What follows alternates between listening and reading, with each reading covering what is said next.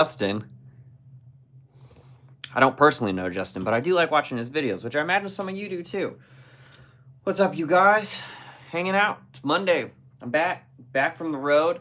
Got a cool another gig vlog coming for you guys. For you people watching this after the fact, I played this past weekend the coldest gig I've ever played, and hopefully ever will play. I played in Montana, West Yellowstone, and it was 18 degrees, and I played from 8:45 to 10 p.m. outside. And Lord, I mean, man, it was cold. I've never played anything like this. They had some heaters on stage. I wish I could say it kind of did something. It didn't. Man, that gig was so cold. It was fun, but I've never been so physically challenged on a gig. But just hanging out today. I don't even have my board out, dude. I've got my first pedal I ever bought, Tube Screamer, sitting on the ground, which, you know, isn't my favorite now, but playing just through the Blues Junior, it doesn't sound as good as I want it to, but all my gear's on the road, so.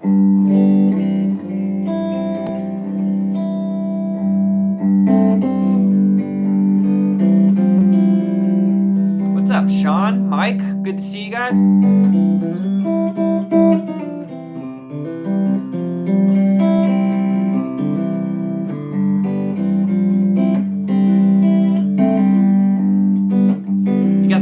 Screamer, huh? No, I haven't. I've got one of these, this Moxie by Wampler, and this is a cool pedal, but I think some of my problem is I've just moved away from the Tube Screamer sound, you know? Now, I'm not gonna lie, with the Strat, it still sounds great. Tube Screamer with the Strat sounds awesome, but like with this, like here's, I got just a super clean sound going. I'm also turned down, my volume's at about 6.5. So here's my volume all the way up.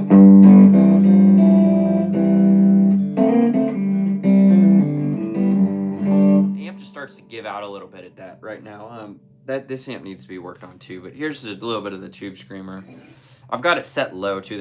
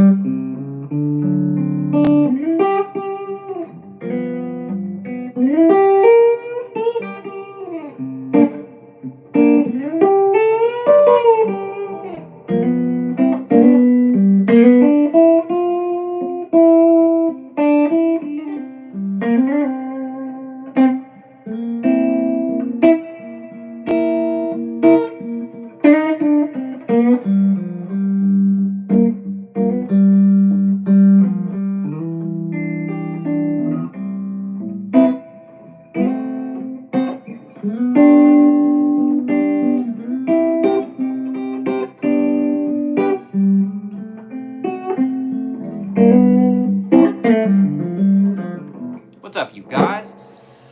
So Tube Screamer doesn't sound that bad, but, you know, also, to be honest, this amp's just not giving me the tone I want. I think right now I was getting better tones out of the Spark Positive Grid, honestly.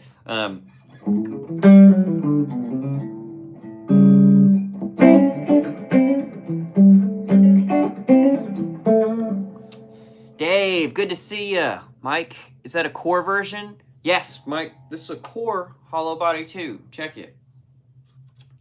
Check out the back. This is the new guitar.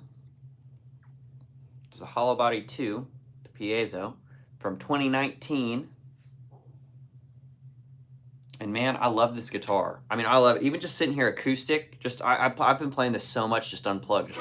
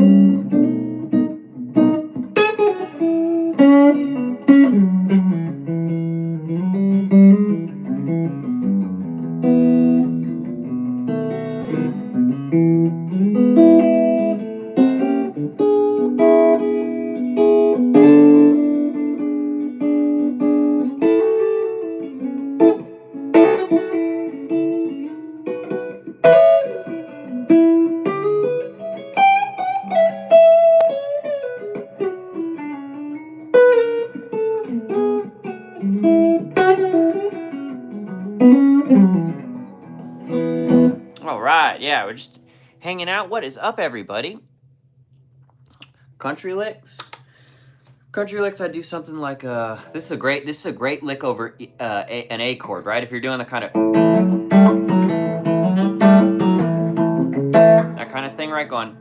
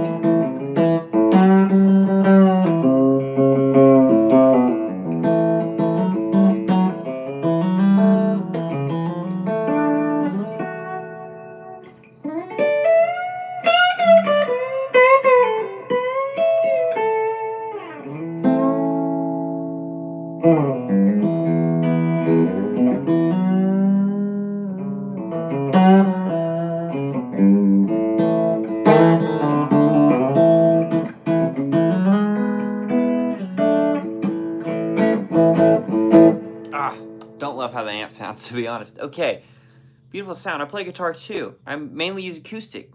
Nice. Kelly, what type of acoustic do you like to play?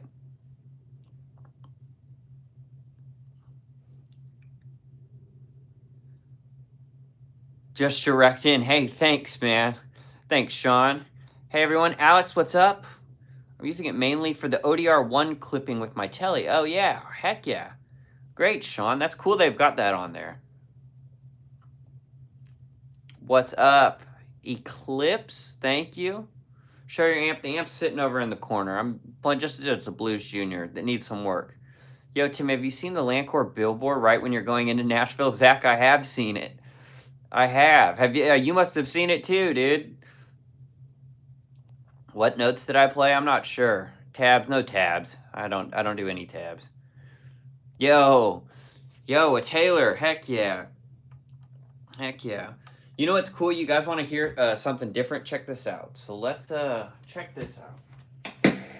I think if I turn this off for a second and go into this little guy.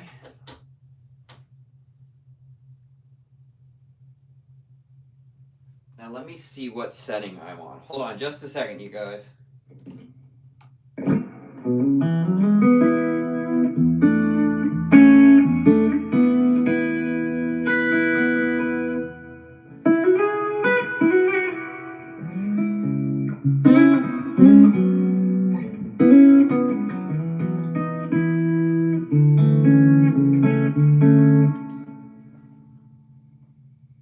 So check this out, you guys.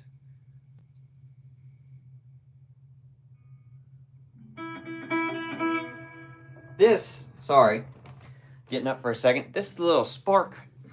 This is the Spark now. The Spark Positive Grid, right? Let me turn that gain back up a little bit on it. We dumped the gain some. I'll treble down. Turn that mod down, that delay down. Ah.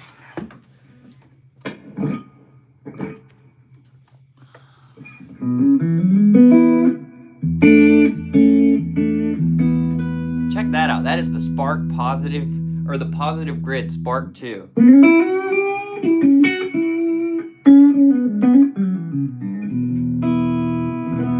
That sounds pretty freaking good, man.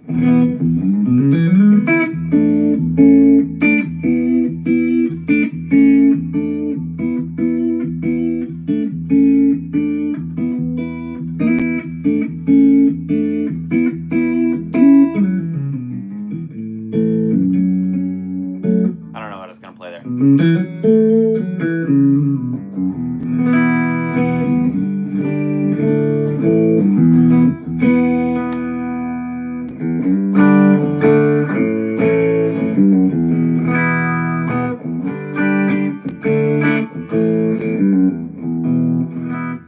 Okay, I am sitting on a football pillow. What's your favorite genre? Good question, Timothy. I don't know. I love blues, probably blues stuff, blues rock kind of stuff. I love country stuff. I love some funk type of stuff. Some soul and R&B. You know, I can only play those so well, but I do love that kind of stuff. Getting into some of that.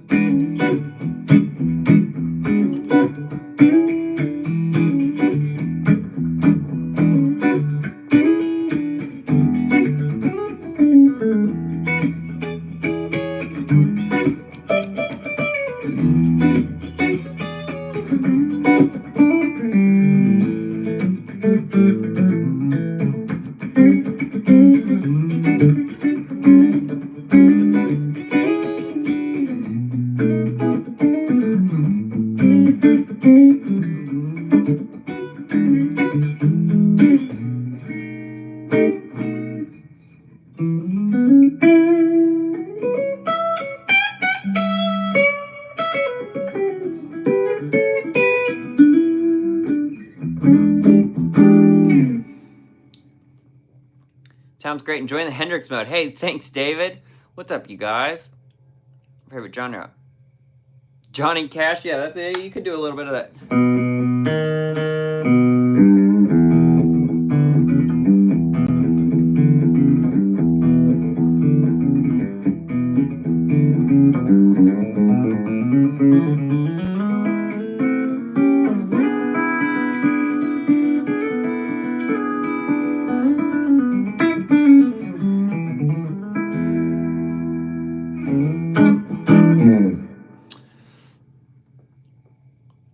I don't know Scar Tissue, I'm sorry.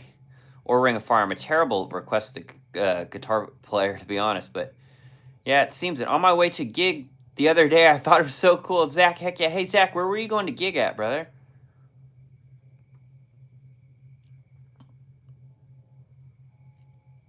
Man, we got a bunch of hate. If you guys like this stream, we got a bunch of people in here. Hit that like button for me. You guys know it helps. Sorry I got to do the YouTube thing, you know. But also here to answer any questions. Here, real quick. Let me block this cat real quick. Boom. Get him right out. I'm hot on that block button, y'all. It kind of, I don't know why. It's nice. It always is kind of a nice block of people. Okay. If it's good, I will give. I don't even know what that is. Do you mostly use modes in your solos or just stick to one scale? Okay, Timothy. It's a good question. You know, here's the answer to that. And thanks for those likes, you guys. I appreciate it. Here's the answer to that. Technically, yeah, you could look at it. You're using some modes, but I'm not really thinking like using modes. I'm thinking the chord I'm playing over. If I'm playing over the 5 chord, I'm going to play, technically, I mean, you're playing Mixolydian, but I'm more looking and thinking, okay, we're in E. Now here comes the 5. You know, that's a major scale with the flat 7.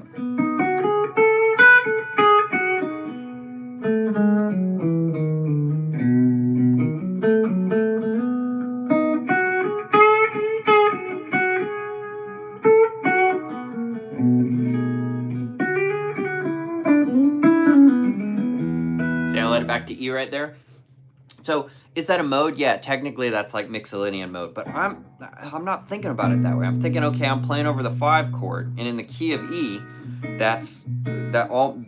if you're still playing E major, but you're playing off the root of the 5th, the chord you're on, that's putting you in Mixolydian mode. If I still play E major and I go to the 4 chord, and in this case, not a blues, a standard 4 chord, which would be just major, not a dominant 7, right?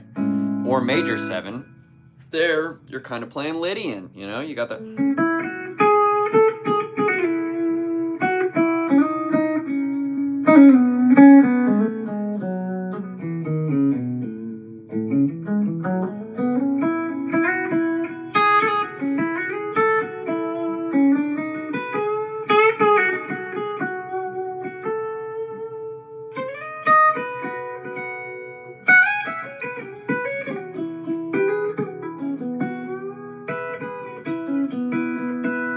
You know what I mean? So, I mean, technically, yeah, you're playing modes, but I'm really thinking about the chord, you know? You're playing over a diatonic 3 chord, I'm thinking 3 chord, you know? Now, technically, yeah, would that be like Phrygian? Yeah.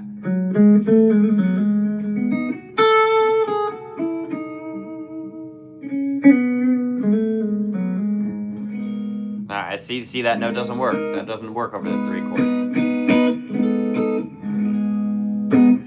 2 technically Dorian, you know, so yeah, do I know my modes and stuff? Yeah, but I'm not thinking that there. I'm thinking E major scale is my home base, and if I'm playing the E major scale off the 2nd degree, that's technically putting me in Dorian. If I play it off the 4th degree, it's technically Lydian. I'm not thinking that. I'm thinking 4 chord.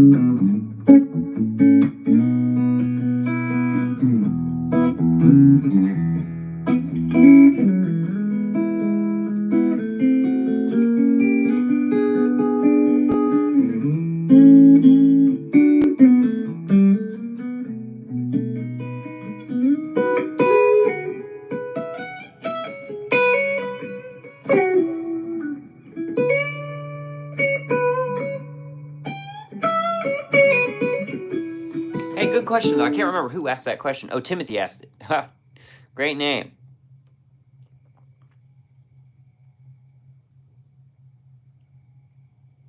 I don't know about that, Dennis, but I appreciate it.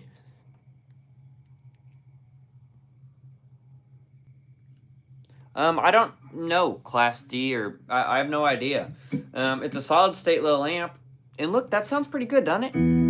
It depends on what setting you've got on it, too. Like, I've got a setting I like. There's some settings that I think are terrible, right? But it's a setting I like. Pete, dude, the first tip of the day.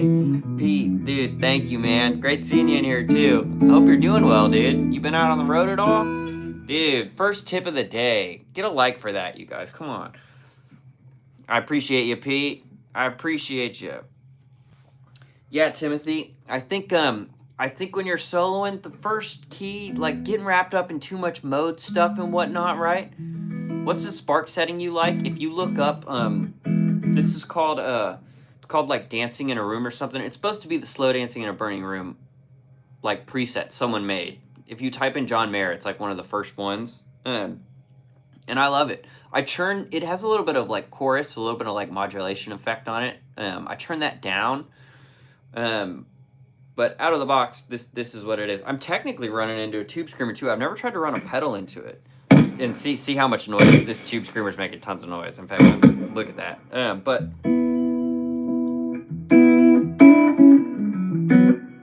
there's with the tube screamer. I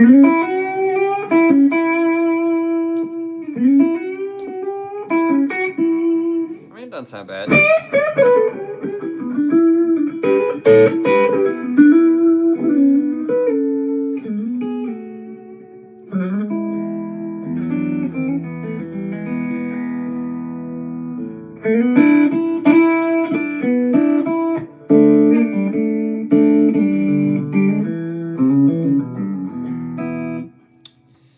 Pete, yes, I did get those pictures, dude. They look awesome. Some unique pieces too, dude.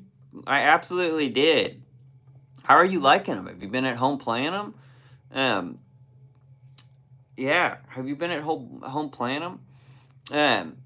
What else was I gonna say? Oh, we were talking about like the mode stuff, you know, man. I'd focus yeah, technically we're playing some modes there, but that's just not what I'm thinking about. And I think for the type of music I play, a lot of times you're not thinking about it. Now, there's tons of other types of music, but in the country, blues, funk, this and that, like, yeah, technically a lot of times are you playing out in the Mixolydian mode? Yeah. You know, but I focus on, it's first just your major scale. That's the most important thing, is your major scale. Right? Playing E major.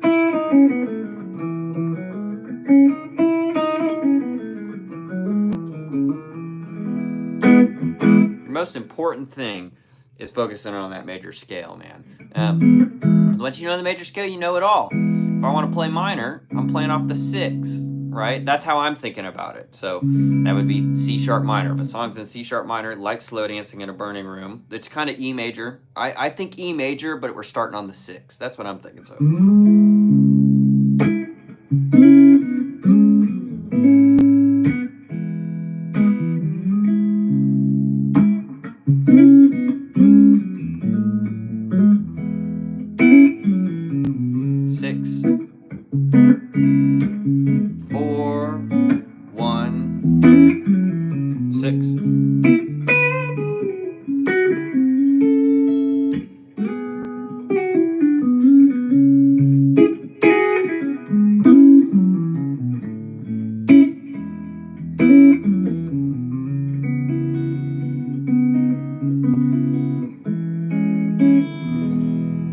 I mean, that's how I'm thinking about it. So the biggest thing you need to focus on is just your major scale. And then if you're on the 4 chord, you can kind of play off of the 4, you know. There's so much more that goes into it than that, which I will also take this time to say. If you're interested in lessons, you guys, reach out to timavenmusic@gmail.com. I do online lessons.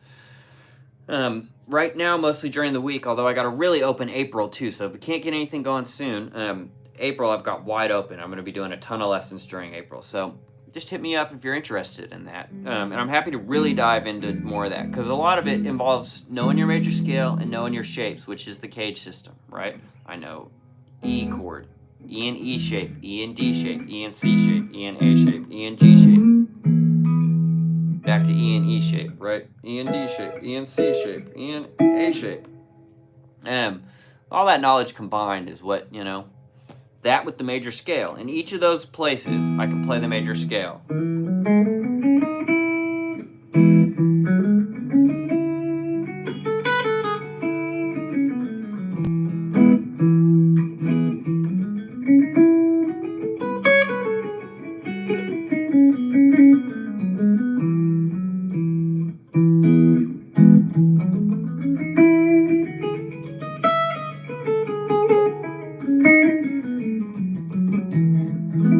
G shape, back to E shape.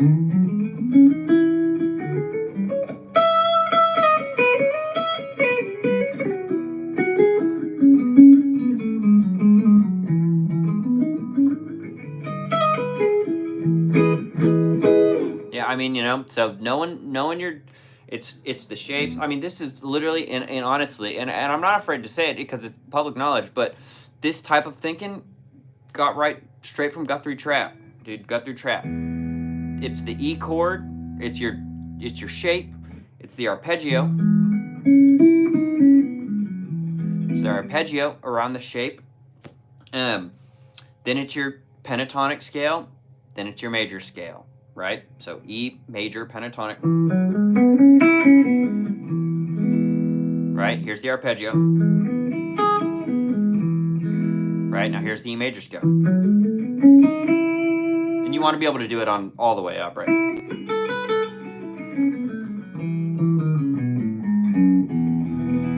You know, that's ripped straight out of Guthrie Trapp's book. And man, if it works for him, you should be doing it, right?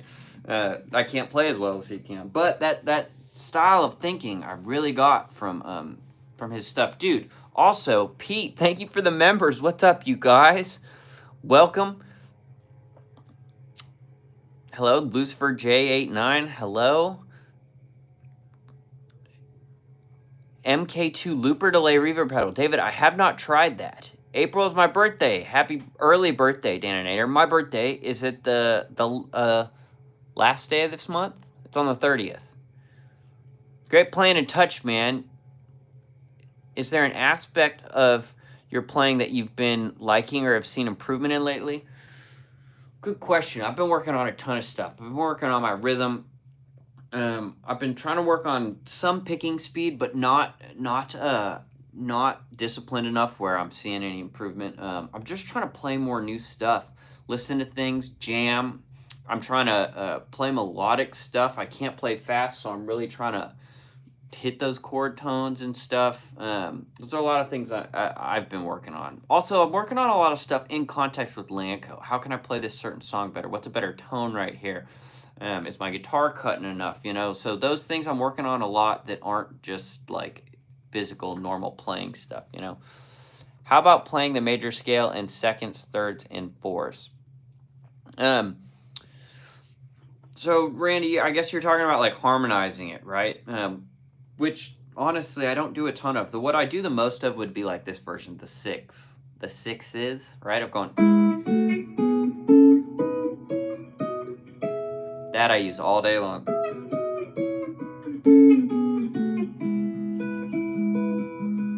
We got a little dog here. Oh, and he's stepping on the tube screamer. Let's unplug this tube screamer real quick. Give me just a second. It's going to make some noise.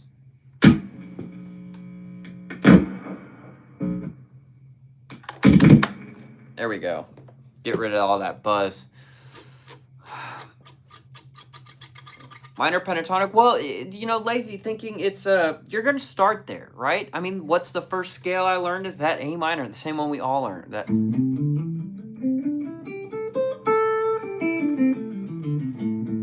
And you're not going to forget that. You're always going to use that stuff, right? That.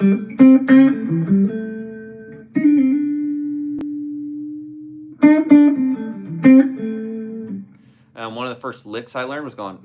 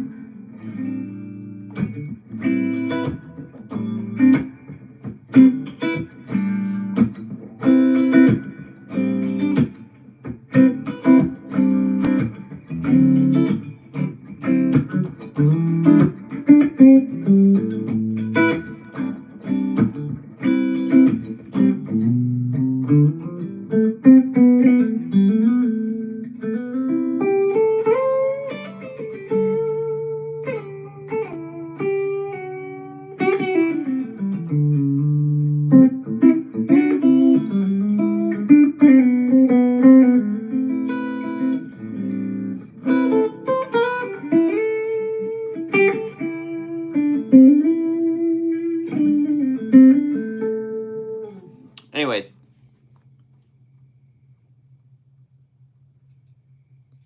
As in incredibly expensive. Yeah, I won't lie. This is an expensive guitar. Yeah, it is. But I like it. This is how I make my money. I mean, this in the DGT, I mean, these are like the best instruments I own. I mean, these are great instruments. Do you need to go buy one of these to sound good? No, you don't.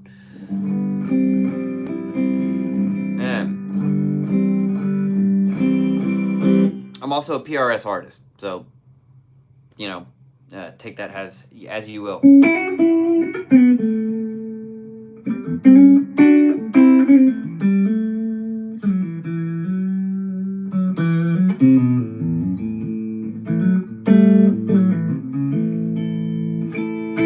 Who needs major scales when you have minor pentatonics? Well, what happens if you just know minor pentatonic? What happens when you're playing an E major?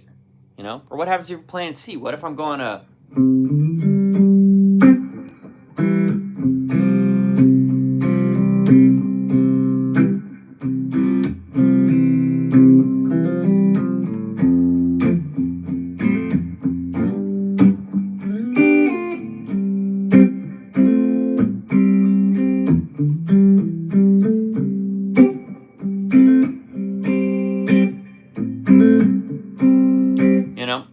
Because you're right, you can still play over C, but then you have to add in the relative major and minor, right? Because if you only know your minor pentatonics, you have to know that, okay, I'm playing out of A minor, but we're playing the 1, not the 6, you know? Same shape, but, you know? So that would be my answer to that question. Hey, little guy, I know you want to come sit up here. Boop. Ugh. Can you tell us how you usually practice? Because it's really easy to get stuck in one comfort zone. I agree, Timothy, and I'm working on that stuff all the time, too. You know, great practice thing is trying to learn something. Sit down and try and learn something that pushes you a little bit, you know? I find my most productive practice comes through that, I think. Trying to learn something new. Okay, let's see. Any dings on the new guitar yet? Not yet. Nothing major. It came with, this is a 2019, so it's been used before. There's a slight ding on the neck. I'll tell you what, the DGT is real beat up. Hey, little guy. DGT's beat up, but nothing bad on this yet, but it will. I mean, this thing's going to get beat up, no doubt. No doubt. That's how it goes. I mean, I'm out using these things, you guys. I did take the DGT this weekend because we were flying, but less because we were flying, because this weekend I played a gig outside and it was 18 degrees. I played from 8:45 to 10 p.m. and it was, I've never done anything like it. It was freezing. I mean, I've got a gig vlog for it coming.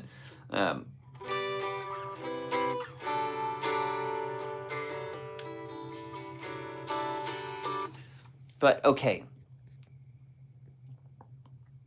Line 6. Sorry, I'm way behind in the comments, you guys. Tim, I liked your extended solo with the Lanco at your last show. Hey, thanks, Scott. I appreciate that. It's a great pedal. I think you like it. I need to check it out, David. I've never used it before, but... Okay, hey, Mr. Doodle Poodle. Ha! He says, hey, I'm just starting guitar. What should I start focusing on first? You're just starting guitar. Here's your answer, okay? You're brand new. Look up beginner guitar chords. They call them cowboy chords, your open chords. That's what you want to start with. Learn your G chord. Your good old-fashioned G. They might teach it to you like this, but just look up a G chord. Then look up a C chord, you know? And if you look up beginner guitar chords, there's some video somewhere out there that's going to give you that info. Learn your C chord. Learn your D chord, your A chord, your A minor, your E minor, your E major, you know, and then you'll start getting into F or B minor. It's going to be probably one of your first bar chords, one of those two, right? But start with just those non-bar chords, those cowboy chords, man. You know what, sometimes with people that are brand new, you know what the first song I teach them is we learn a D chord. We learn a C chord like this, not like this, but like this, and then we learn a G chord. So it's, you know what that is? You know what that is? All day long. Then we do a little picking exercise. We go. You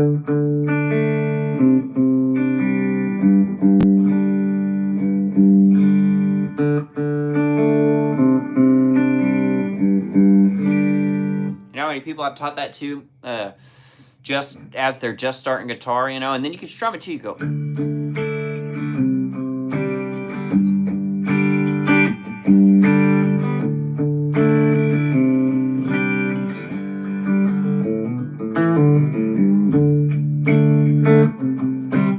You know, that incorporates simple, easy chords off the bat.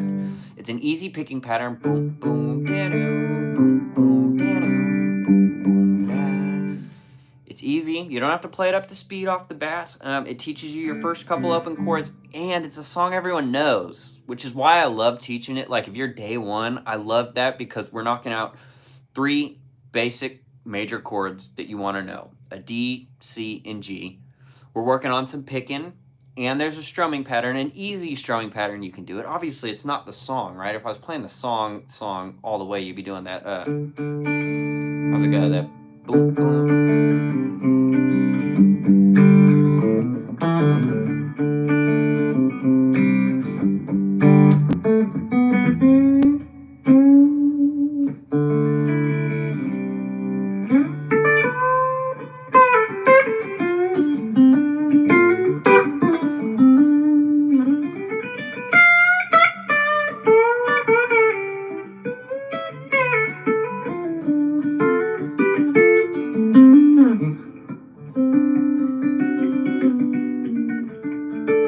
I'm too fun with it. Anyways, so you're just starting. Look up those beginning chords, you know, man?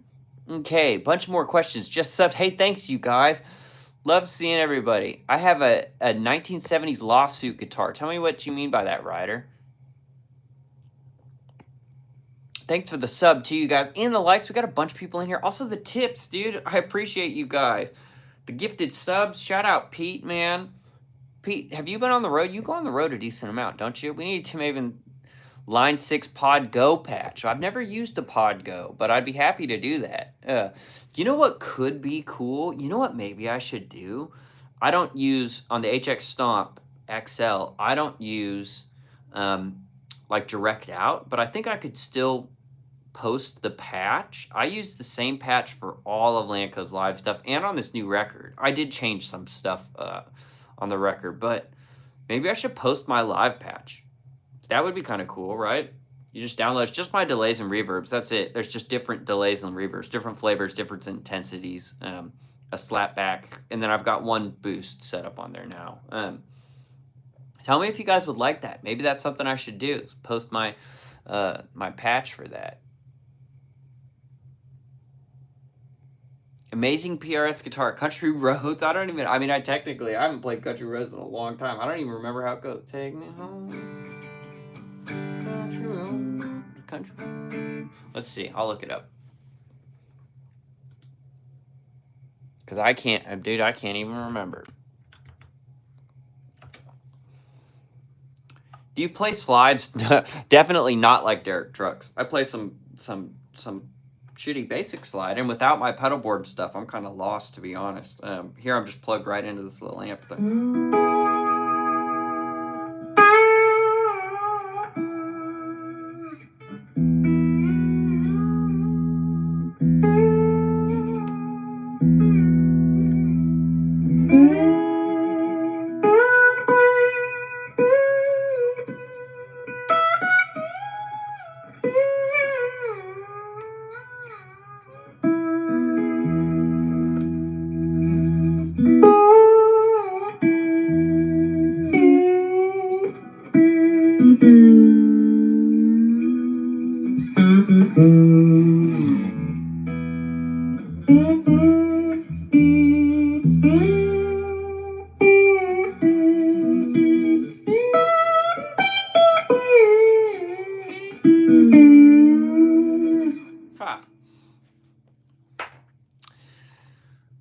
I do a lot of texture slide stuff that has delays, reverbs. I'm doing volume swells.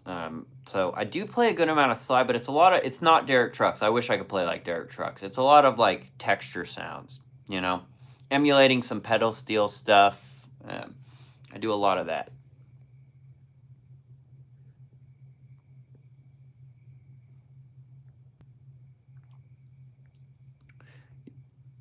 Love Nepal. Hello, I am in Nashville. Enjoyed the last video of the concert. Hey, thanks, Jimmy. What's up? You look left-handed today. Yeah, that's just how it won't let you change the mirroring effect on here. But you guys, we got to go front camera. Got to go front camera like this. We get a lot more viewers. You get a lot more viewers. And hello to all you new people that haven't been in here before, you know? Thanks for coming in. That's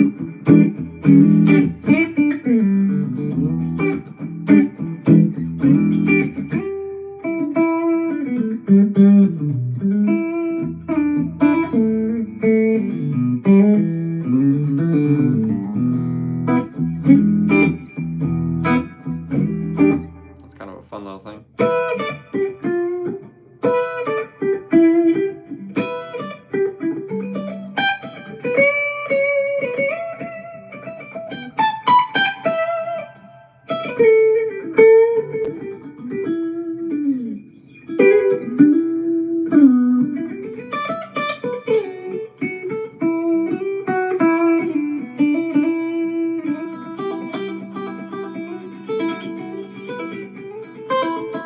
Ah, that's it.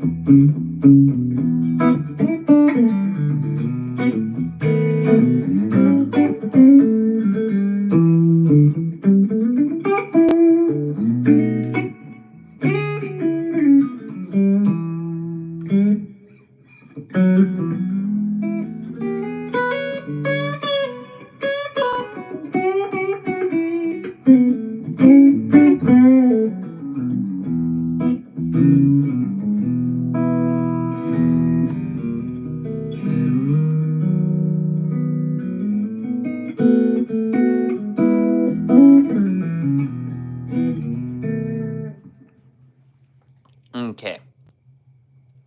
Do I play mandolin? I have a mandolin in here, but no. Not very good. I could play for 1 minute and make you think I play some mandolin, and then I'm done. Hey, thanks for the sub, D. I don't know She Will Be Loved. I mean, I know that song, but I don't know it. Only Maroon 5 I know off the top of my head was Sunday Morning.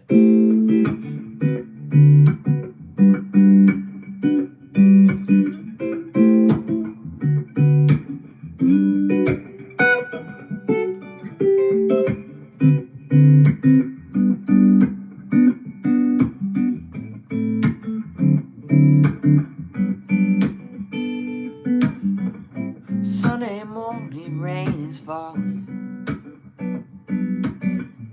Steal some color, share some skin. Clouds are something, something, something unforgettable. I'm not a singer and I don't know the words.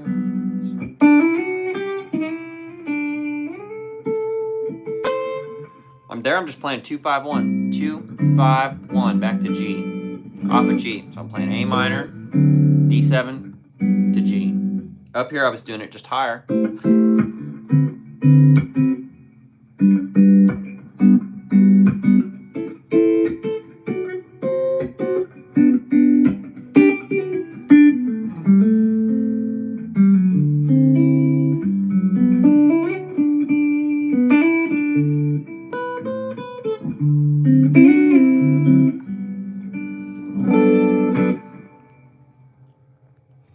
Was listening to Lanco's new album, and there's a lot of acoustics, so I see that, yeah, hey, Alex, hey, thanks. First off, thanks for listening to the album, and you're exactly right. That's why I have this with the piezo. Exactly right. Live, I can recreate some of those songs, those intros. A good example, Where I Belong, right? Where I Belong off the bat. If I turn the piezo on just through this normal amp, it's still going to sound kind of electric guitar-y. But through a PA, and I've got an acoustic DI on the ground, it sounds great live. And I can blend them. So Where I Belong is a great example of that. I don't have my capo sitting here. Oh, I do. There we go. Where I Belong, We're Gonna Make It, the title track, another great example. Both of those, you know, I'm using the acoustic functionality, and then the choruses, I'm doing big hits, you know, right? Oops, let's get that capo actually locked in. Is that on? Yeah, it's on. Okay. But like that, Where I Belong, there's a solo that's an acoustic solo. Now there I still blend electric in for the solo, but you know, see, it still sounds electric-y through there. This on the piezo pick.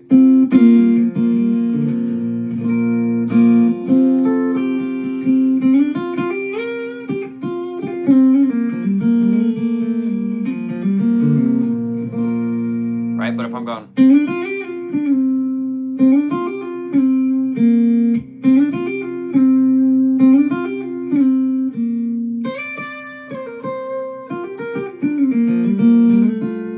you guys want to know the solo that I play on that? So Where I Belong, here's the progression. We're going.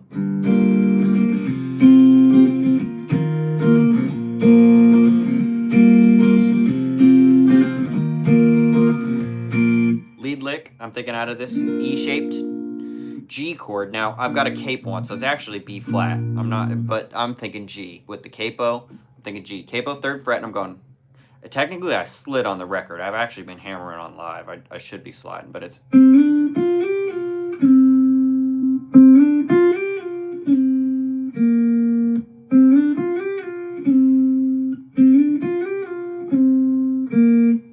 That's the top lick.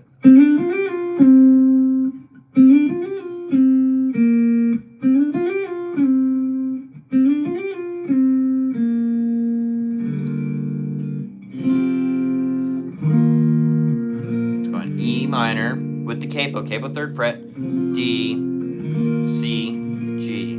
So we can think of it going 6, 5, 4, 1.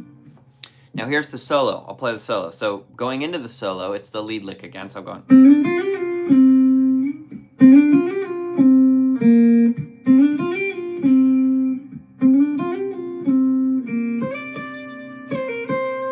So I'm thinking out of this E shape.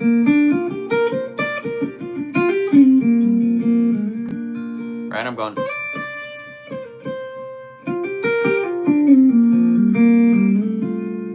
Slide up to that little 6 right there. So I'm going. Then I do a run up where I'm going.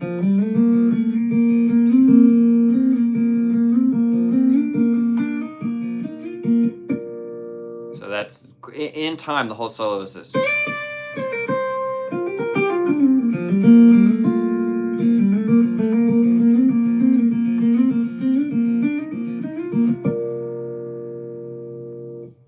That's solo. I love that little run up part. I'm really proud of that solo, to be honest. I really like it. That.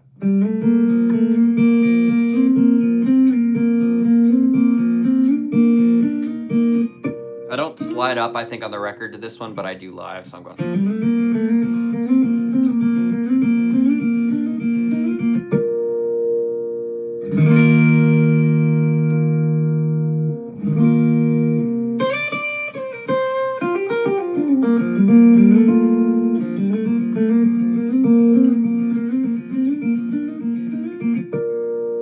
That's that one. We're gonna make it. Same type of thing. I recorded that intro part on acoustic. Now I know this doesn't sound completely acoustic in this setting, but the.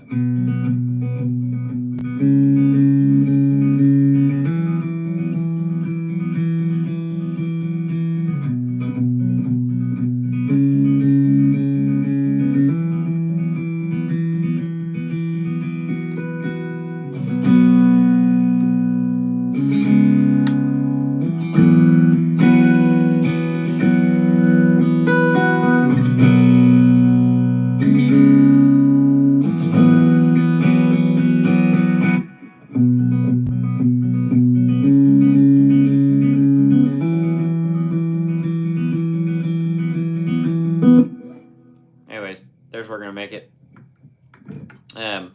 We grew up together. Same thing. Acoustic on that top lead lick.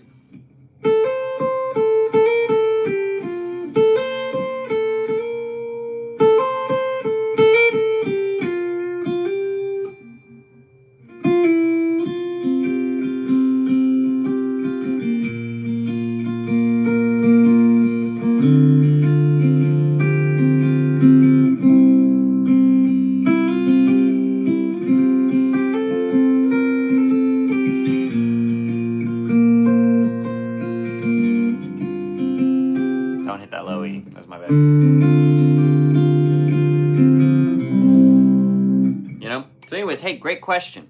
And thanks for listening to the album. Took a lot of extra time. There's some unsolicited, here's how I played stuff. Said, you but got busy for a sec, couldn't respond. I know I do that, but everyone says so many different things and all the information gets so overwhelming. Mr. Doodle, I don't know exactly where you're at now. I can't remember what you were talking about. So I was just curious what you thought. It was a good place to start. Oh, okay. Yep. The $10 tune, dude. Yeah. Howdy, AJ. Great to see you. Sorry I'm so behind in the comments, you guys. Okay.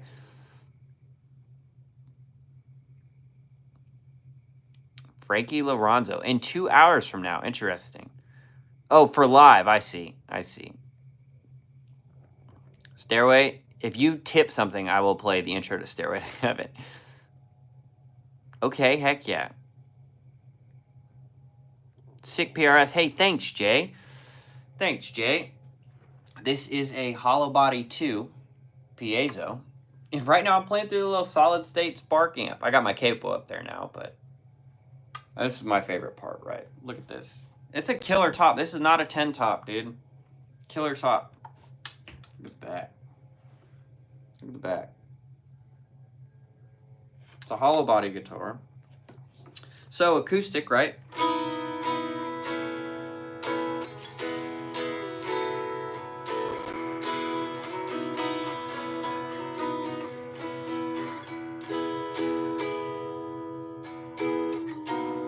So I go. So I'm going.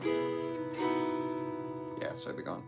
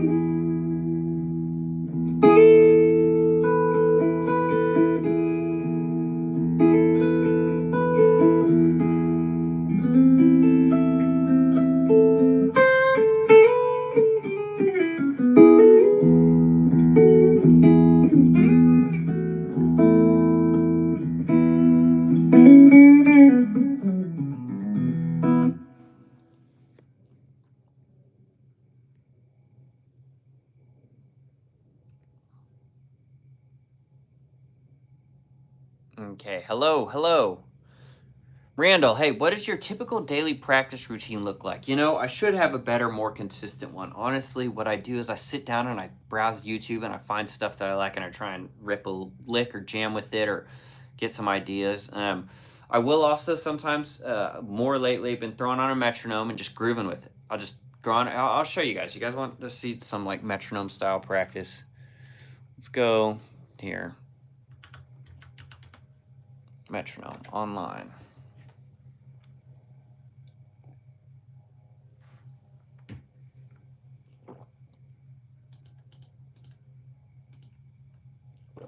Oh, hold on, it didn't load. There we go. Okay, it says it's at 92.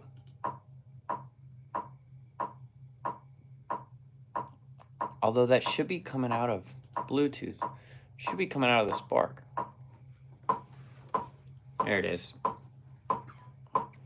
I'll just throw on something like this sometimes and groove. I've been trying to get better at this, man. And I'm working too, guys. Like, I'm trying to get better all the time. You know, it's a never-ending pursuit.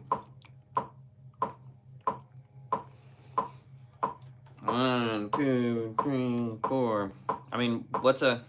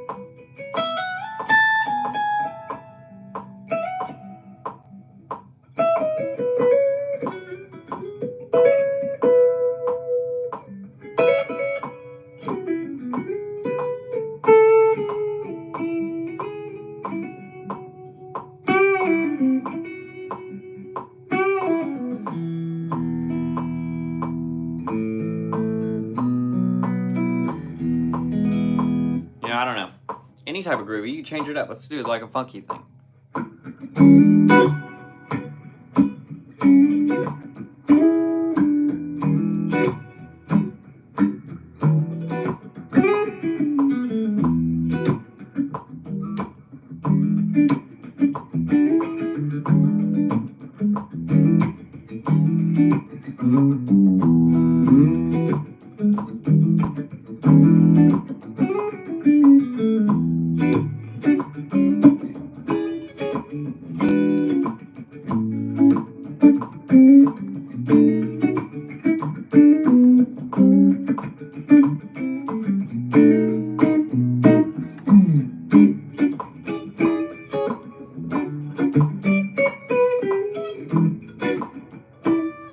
See, and that's a manageable tempo, right? Like normally that type of thing I'd be playing more like this.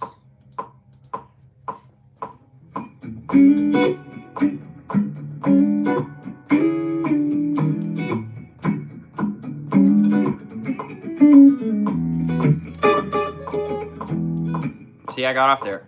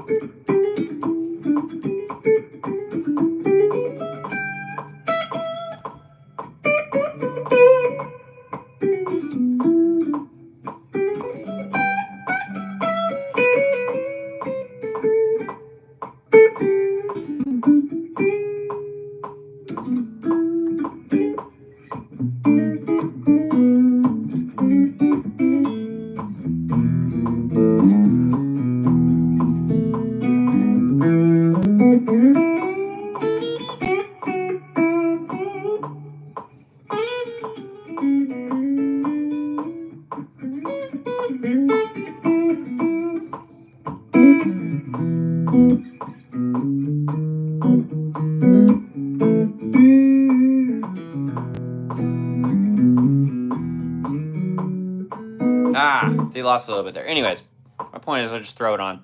I'll just groove some, have some fun with it. Hey, is that AJ? Dude, thank you for the members. Again, as always, thanks for putting that to you guys. I said this earlier, but if you're interested in lessons, AJ's got that hookup with that email, timhavenmusic@gmail.com. I do online lessons and stuff.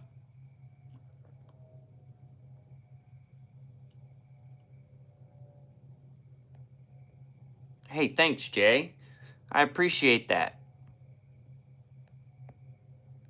I've been working with a metronome lately on sweep arpeggios. Very annoying, but getting much better. Hey, that's probably the way to do it. I don't do any type of sweeping stuff, you know, but as you saw, I'll turn it on, even slow sometimes, and just try and stay with it. See how I was playing all those lead notes and still trying to stay with it, changing up phrasing and stuff, you know? That's a thing I like doing.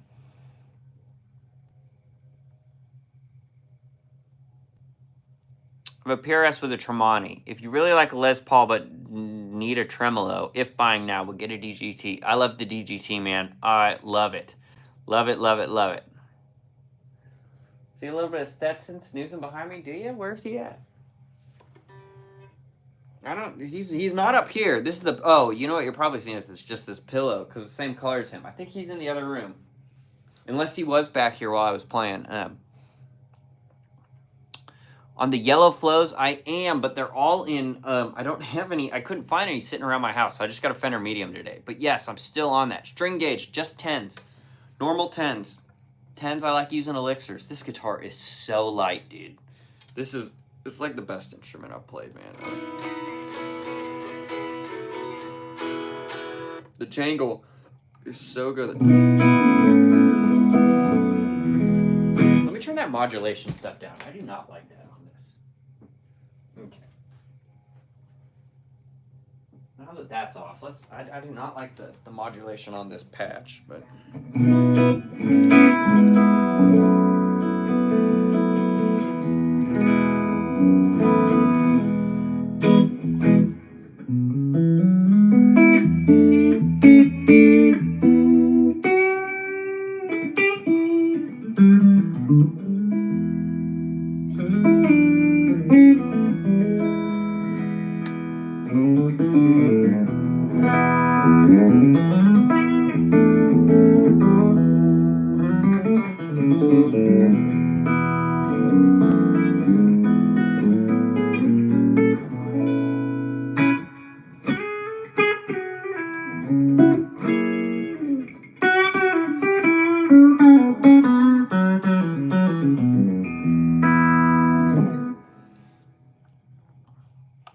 What guitar is it? No, this is a PRS, Hollow Body 2.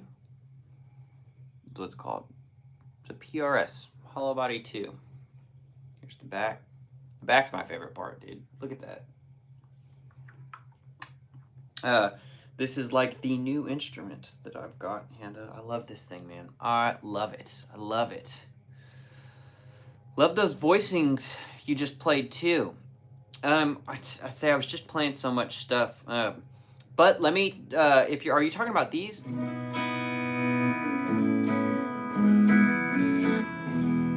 guys want an easy lesson?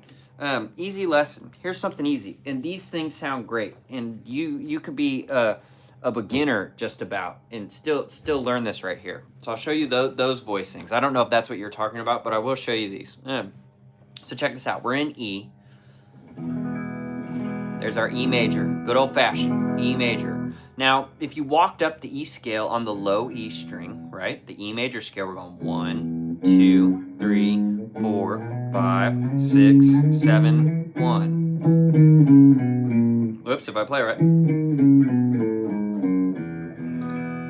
Right, okay. Now check this out, we're gonna walk up that same scale, but we're gonna walk up, right, with the chords. It's the harmonized major scale.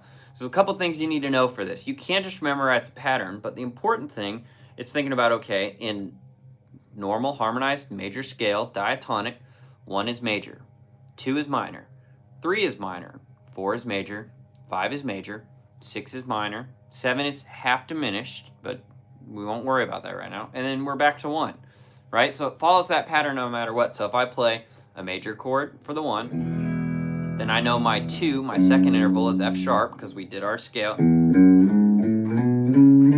If I play right, our 2's F sharp, that means it's minor. So I'm going 1, minor 2, minor 3, major 4, major 5, minor 6. We technically do a little half diminished 7 and then go back to 1. Okay, let's omit the 7 for right now though. If you take that same, instead of playing F minor like this, I grab it with my thumb, I mute the A string, I put my ring finger on that other F sharp root, and then pointer finger here, and then I play the top 2 open. It's still got that modulation thing on it. I don't like that, man. Anyways, so we can play that same thing with those open strings ringing. And basically these are staggered for minor, and then when you're up to major, it's like this. Instead of this would be a minor 4. So you just go.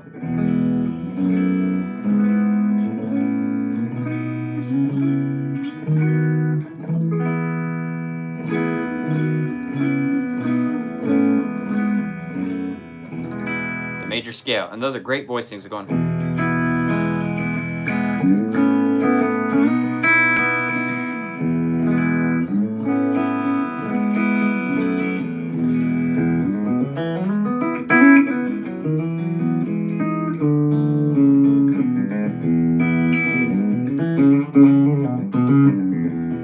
Got a little mix of major and minor there, right?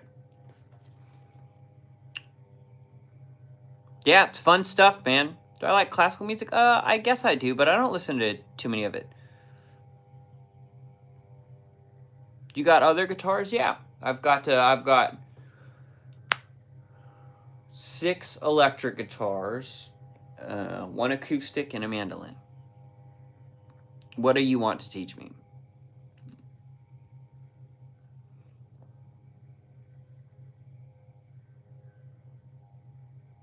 Scott, do you like that Tremonti? I'm going back through some of these comments. What do you think about it?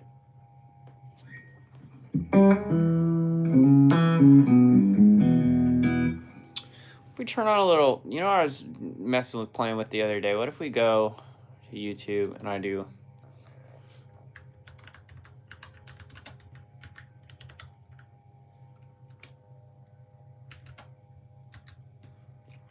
country ballad backing track? Let's see.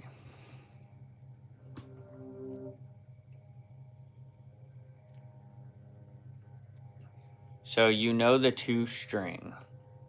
I don't know what you mean.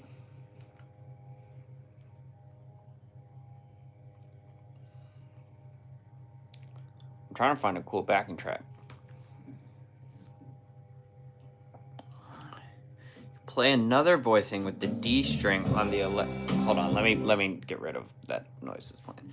Saying you can play another voicing with the D string 11th fret and G string on the 13th fret and basically just move it around the fretboard. It's my favorite too.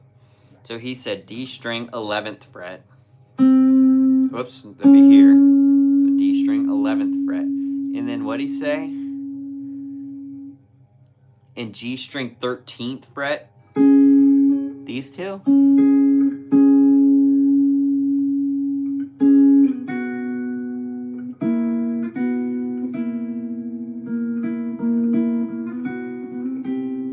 Oh, so he's here.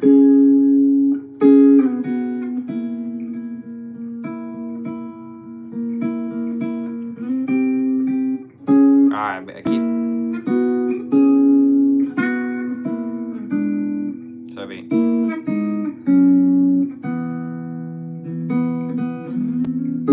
Because that's interesting. It's basically like a power chord, right? If you're thinking that's the one, because 11th fret, like the frets don't matter, right? Frets don't matter. It depends on what key you're playing on. So if you're thinking here, that's telling me you're playing like maybe a C sharp, and then it's a power chord because you're just playing 1 and 5. You could add that root back up there. This is a D-shaped power chord with my pinky up, playing 1 5 1.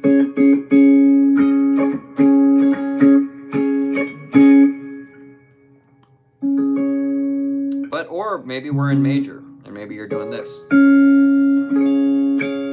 Might be a D major. Here's a D minor. Or I'm sorry, not a D, a C sharp.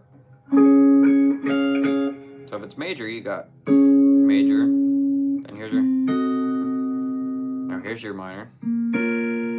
Right? Now here's your 5th. We could do this. Now here's your 4. Now here's your 3.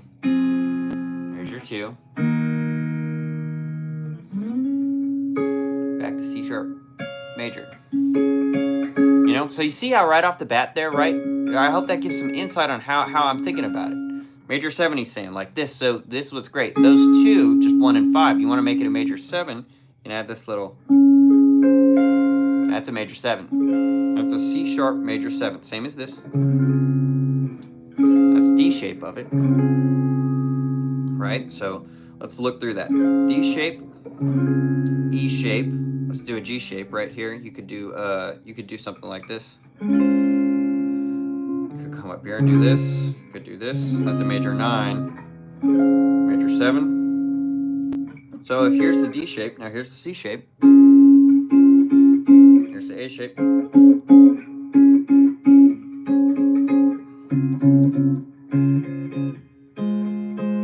Could do the major 7 down here, do this type of thing, do like a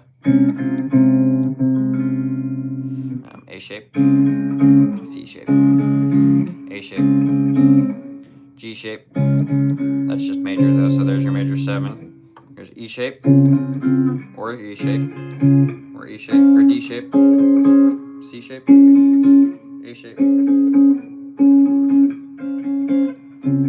All the same chord. You know, and then you could just take pieces of that. I could just play, you know, like I'm just playing the major 7 and the major 3rd. But you guys see how thinking about it in that way, right? You give me that context, and I could play that all over the neck. And you said major 7. You could have said a different chord. You said major 7, though, right? You know, know, instead of just thinking like, okay, my finger goes here, my finger goes here, my finger goes here, right? Like I know what I'm playing. So if here's my major chord, because I know I'm playing the 1, the 5, I'm sorry, power chord, 1, 5, and 1. If it's major, I'm gonna add in that major third. You say major 7, I say, okay, I'm gonna take my 1 and flat it, half step. I just add in that major 7. Here I'm going 1, major 7, major third, 5. Could add the 1 up here. Could do another major 7 there, you know. Could add the 9 right there. It's a major 9 chord. How about that, huh? Here's normal major chord. Could do something weird like this. That's 1, 5, major 7. Could do that. There's no major third. You know, you could technically do this.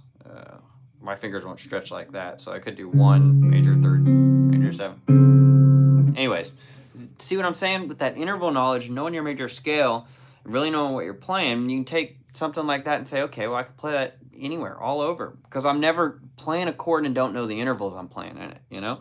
What if we took that same concept, here's a major 7, what if you said dominant 7? Now I'm in dominant 7 land, so here's a dominant 7. Here's a dominant 7, right? You could do this, right? Right there, right? Let's go down to that G shape. Here's our normal G major, right? Let's do dominant 7, okay? Be something like this. Or up here.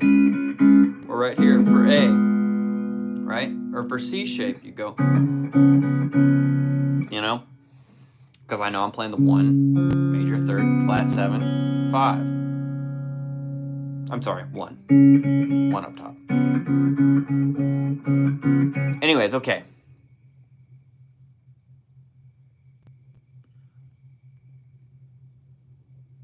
Hey, Lamar, what's up?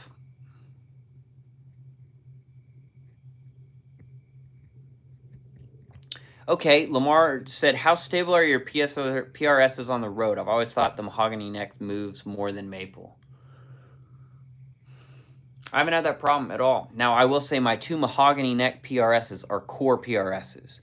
And I'm not going to lie, this instrument, especially with the stop tailpiece, this is, it's unbelievable. Honestly, how well this has been staying so far. Here's great context. I just played the DGT on an outdoor gig this weekend in West Yellowstone at 18 degrees. I played from 8:45 p.m. to 10 p.m. in 18-degree weather. And that thing held like a charm. I changed the strings, sat and played great. So, you know, mine hold really well. Now the 2 I've got are core ones, and the core ones are that's part of the thing, man. I set these things, and the neck will move sometimes once in a while, and I could adjust it a little bit, but I'm not having any drastic moves. And I mean, they're going on overhead bins and planes. They're going underneath the plane. These guitars have done both. They're going in and out of trailers, being pulled behind the bus. Sometimes we're driving through very cold weather, and in that trailer and in the vault, it's very cold. They hold, man. They hold. So I would say I've probably had a little more movement in the SE Silver Sky. I think I've had a little more movement in that. Now I can adjust it, just knock it real easy. The truss rod, tighten it a little bit, loosen it, more relief, less relief. But man, these hold really well. So I haven't had any real problems. Randy said, sounded like a Fender. What I'm playing through right now is just this little positive grid. We'll go back to, so here's been the positive grid, right? And this has so many patches, you could make it sound like whatever. Here, I'll go back to the Blues Junior.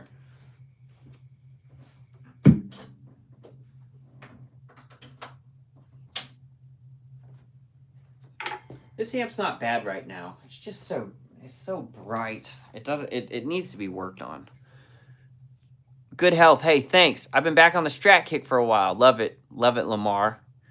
How to play major pentatonic. Hey, just earned a sub. Thanks, France. Hey, I appreciate all you guys subbing. In here, hanging out, checking it out. See how much brighter this is off the bat?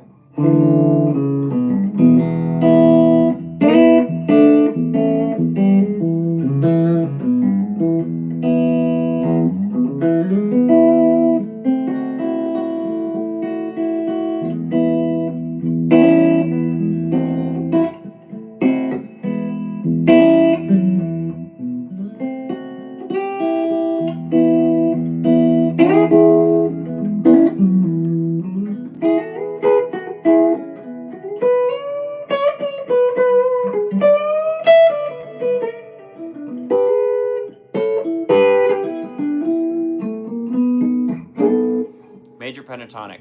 Okay.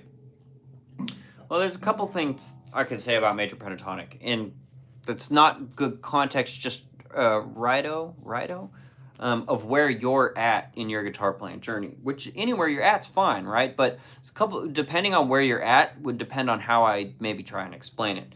If you are asking major pentatonic, I'd assume you know the first position of what we call the minor pentatonic, right? That classic.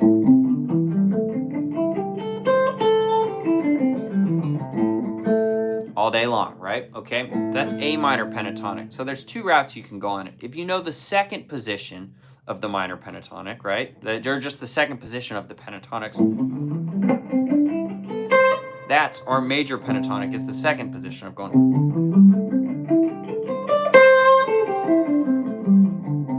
Now, what's confusing about this, and I'm still working on a better way to try and explain this, is the relative major and minor aspect. Because, you know, and this is why you've got to have at least a basic understanding of theory, real basic. I'm not talking you got to be crazy in hitting some jazz licks. I'm just saying, like, I know that I can play this same shape. That's A minor pentatonic because I'm focusing on the A. A. If I play that same shape, but I start on my pinky, C. And if I focus on the C,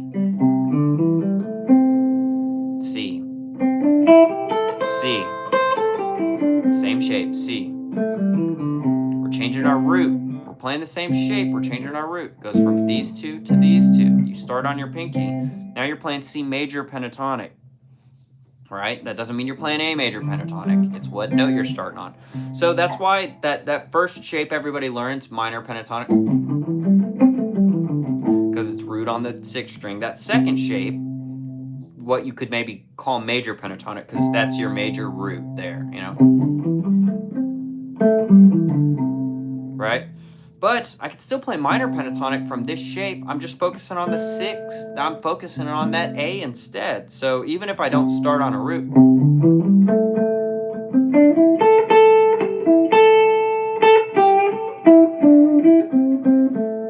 see, that's minor. Well, look, I'm playing minor right there.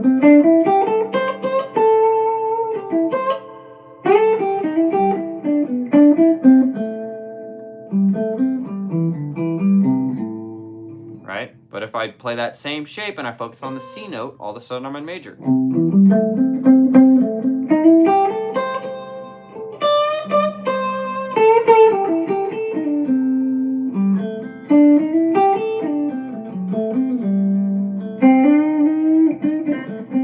I'm adding some blues licks in there, right? That's that blues note. If I play it right.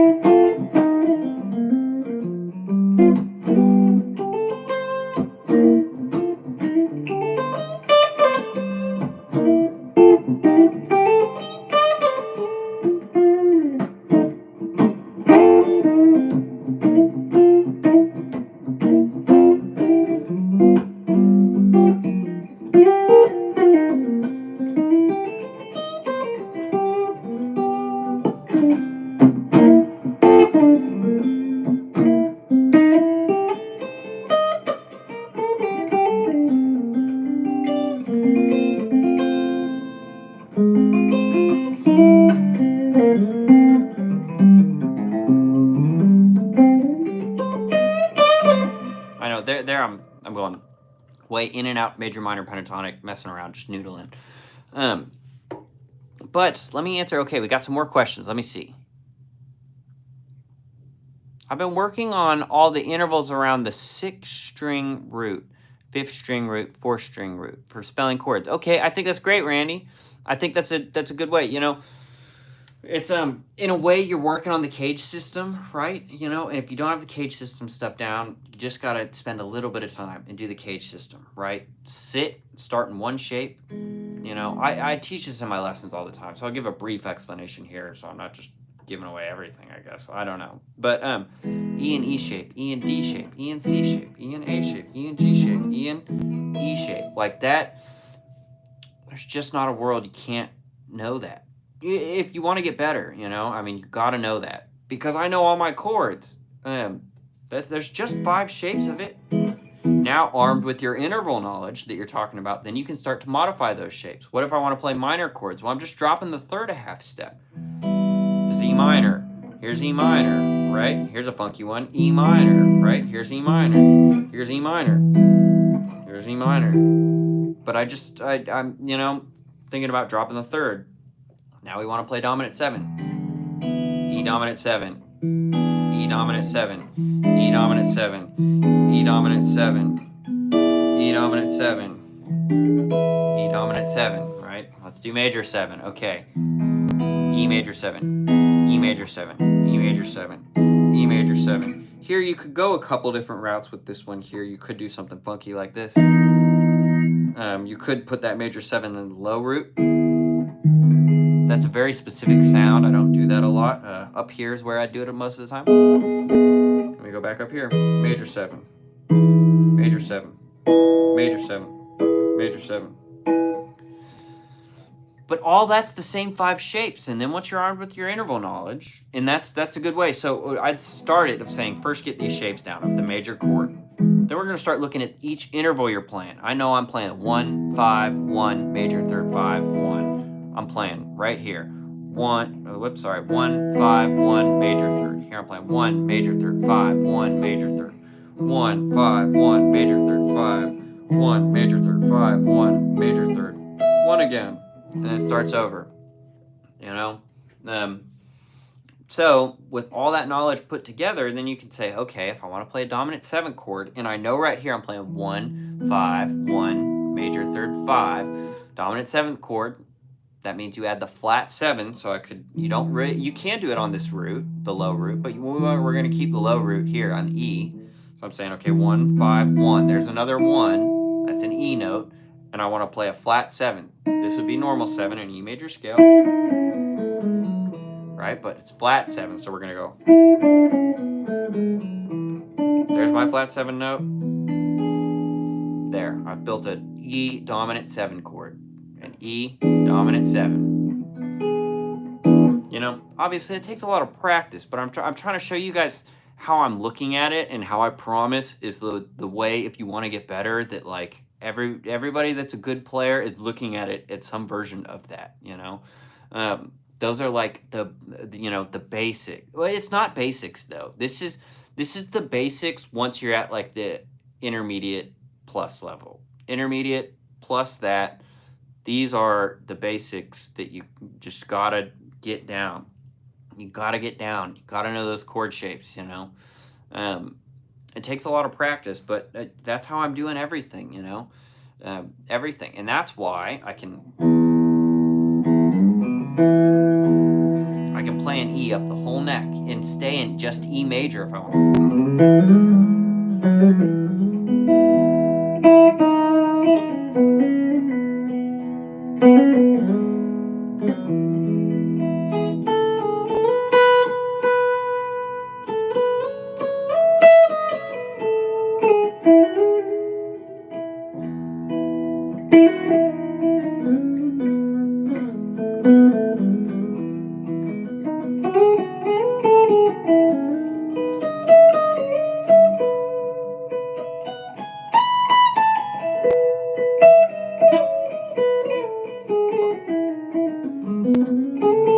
I meant to go.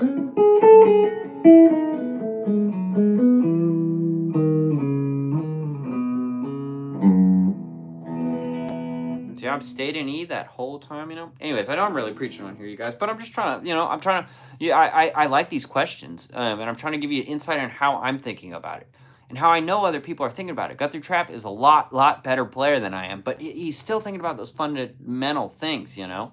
He can weave in and out of the stuff better. There, I didn't change chords. I just played E major, right? You know, which is kind of just a practice thing. You're going to be playing over some chord changes most of the time. But, you know, I learned a lot of that stuff from listening to how Guthrie was thinking about the fretboard and saying, okay, I was not thinking about these intervals and these shapes, and it's all out of those chord shapes, man, all day long.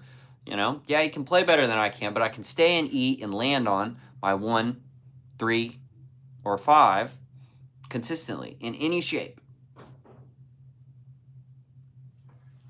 Okay. Do you think guitar prices will go up soon because of tariffs? I don't know. I don't know enough about that stuff to know. But if you're importing wood and there's a tariff on it, I guess. But I have no idea, to be honest. I really don't. I can't really speak on that. For sitting around the house, I always prefer my Strats. Fits my I love the Strats. Yeah, I get it. I don't know playing God Robin. Of course, I can't play that.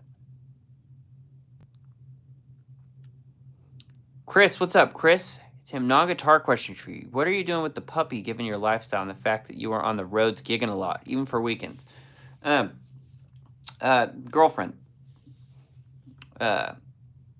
It's here at our house, and she's here. So I don't know any Indian songs, you guys. I'll tell you what, though, you guys, if you keep spamming that, I'm just going to block you. Please stop asking that. Now you're just cluttering up the chat. Working on intervals around the... Okay, yeah. For spelling chords. Yeah, I talked a bunch about that for a long time. And I'm going to hop off here in a little bit.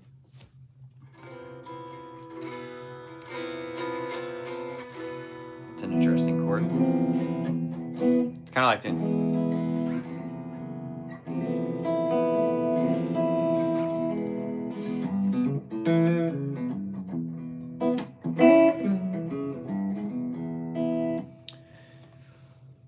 Staying on the chord shapes, do you have a good practice drill? Yeah, sure. This is what I'd say. So you're working through your cage stuff, right? You've got your chord shapes down. So most of you are probably, the open shape you're already going to be familiar with, right? And probably the A form shape, because that's kind of a classic bar chord. Most people are familiar with this bar chord, the E shape one, and the A shape one, right? So you're going to be looking at this D shape, the C shape, and the G shape are ones you're probably not as familiar with. So when you're practicing, this is what I want you to do, is take that E major chord, sit with the C shape, first get it sounding good, right? Listen, every note's clean. Nothing buzzes, nothing rings. I've got every note in there. Then you'd sit and play the arpeggio some, maybe to get used to it, of going...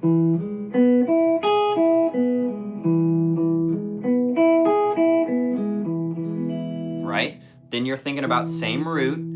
And this is my point for the practice thing, is you want to lock yourself into that shape you're not as comfortable with. So right here, I'm going... So now let's do the major pentatonic off of it. Major pentatonic. And let's think about the major scale. You just got to add 2 notes. You're just missing 2 notes.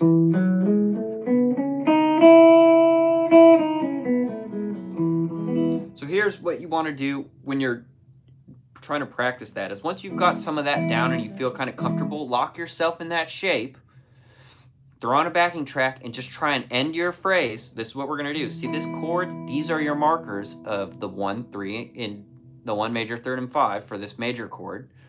These are the markers of where you want to try and end your phrase to start, right? You can always break any of the rules. There's no rules. And it's all about context. It depends on what songs you're playing and stuff, you know? Certain songs are going to lend itself a lot to mixing major and minor. Some are going to want straight major. Some are, I mean, it just depends. But I'd throw on an E major backing track, lock yourself into that shape. And to start, it's even better if you just throw on like a static E chord vamp, an E major chord, because really once we go to the 4 chord, we want to try and end our phrase on the new notes of that 4 chord, but we're starting with just 1, and you just want to try and end your phrase there. I could play anything, but if I end my phrase on one of those notes, it's going to sound more cohesive, you know? So if I go...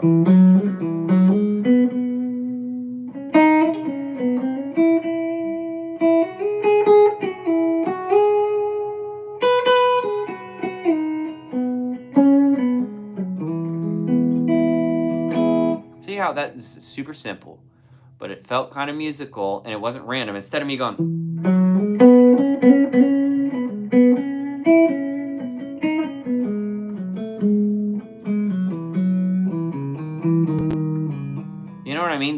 why there's no context. There's no nothing. And that's why simple is good. Sometimes you just go.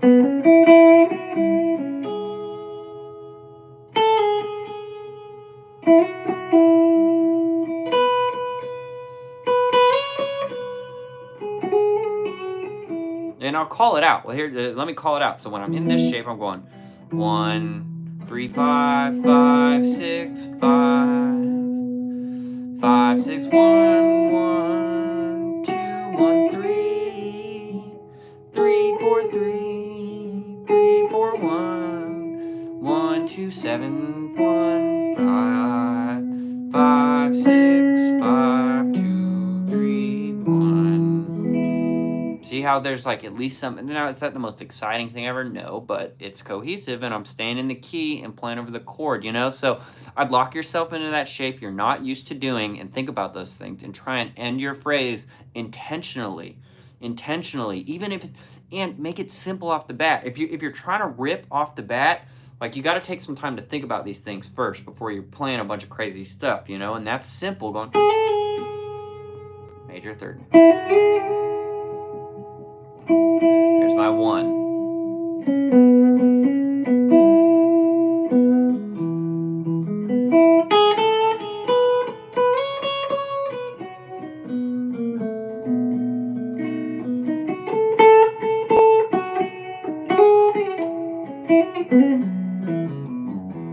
Let's see out there. I went to the 5 chord. I went to B, and you heard it. You heard me go.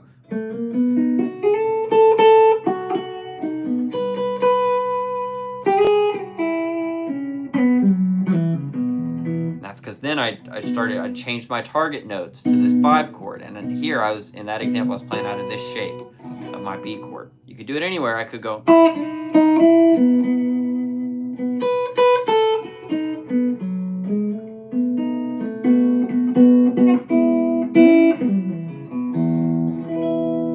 You know, so I'm trying to slow it down and make it simple, you know, but that's what I'm thinking about, y'all.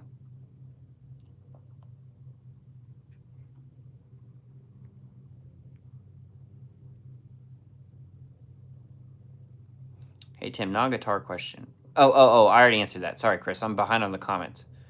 Thank you so much. I hope that helps, my Sly Fly.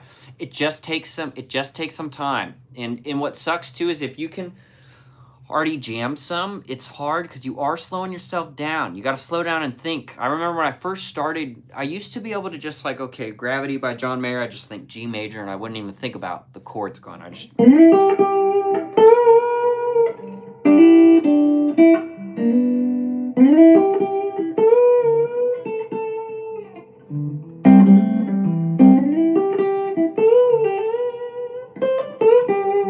all day long, I just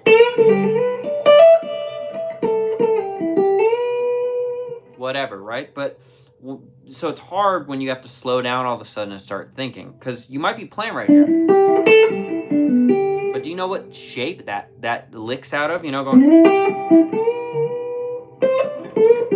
all day long. I know I'm in my C-shaped G, and then I've got everything to access. You know, I've got.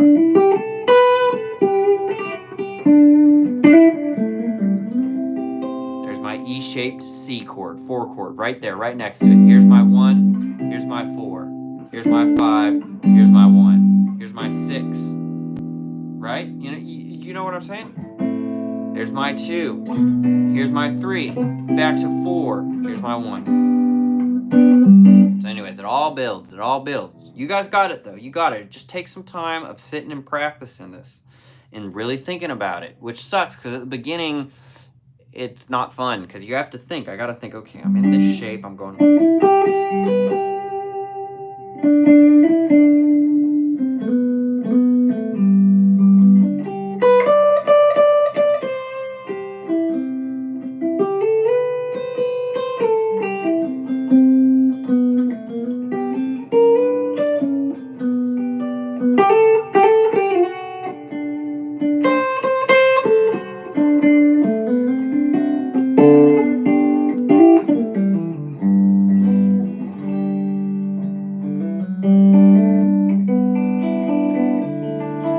Ethan, what's up, man? Good to see you too, dude.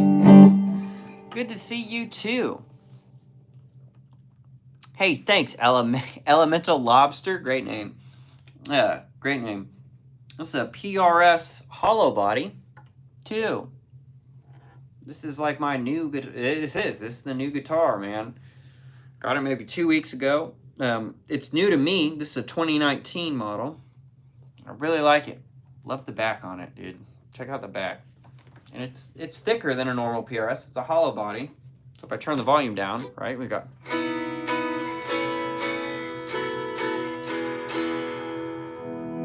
Tremonti, nice. How do you like that?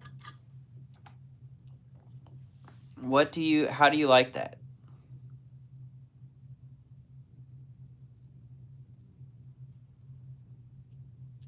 Hey Tim, I watched Jody says I watch most of your, what does it say? If you make me a mod, I will get rid of the assholes. Well, I appreciate that, Jody. Maybe we could do a second one, but honestly, I'm not gonna lie. AJ's pretty on top of it, man. AJ's like our resident mod, and dude, he really knows what he's doing. I think we've got a solid one right now. Can you even do multiple mods? I appreciate it though, and I appreciate you watching it. Absolutely great jazz guitar. That's cool, Elemental. That's not what you'd think you'd use a Tremonti for, right? But that shows these are all real versatile, you know? All real versatile. Yeah, we do get some spammers, and sometimes I get so caught up on answering a question, I don't see it for a minute. But I normally, as soon as I do, block those people. I'll tell you what, you guys, in about an hour, I'm going to the PRS showroom. I got to take some stuff back. I got to meet with my buddy there, grab some stuff, this and that, you know.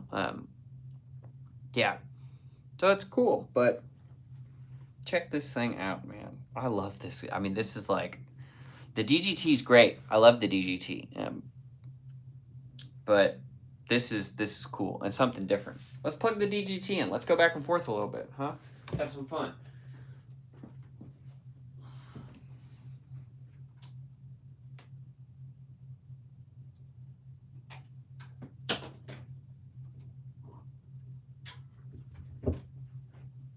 Let's see. I don't know if this is in tune, to be honest.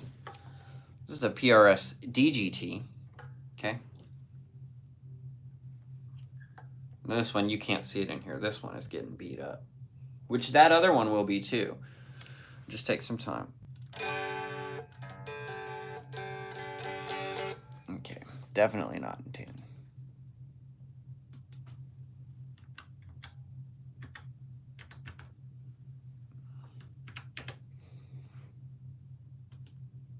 Guitar tuner.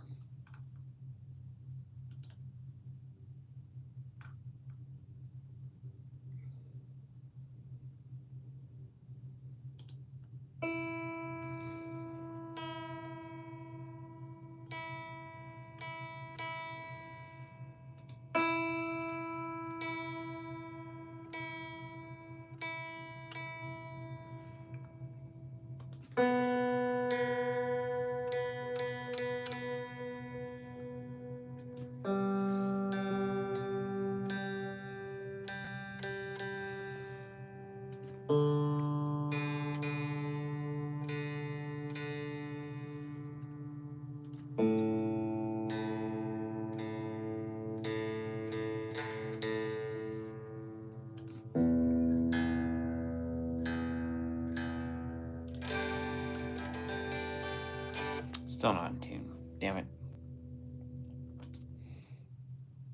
Hold on just a second, you guys. Let me go in here. Hold on just a second. Here we go. Here we go.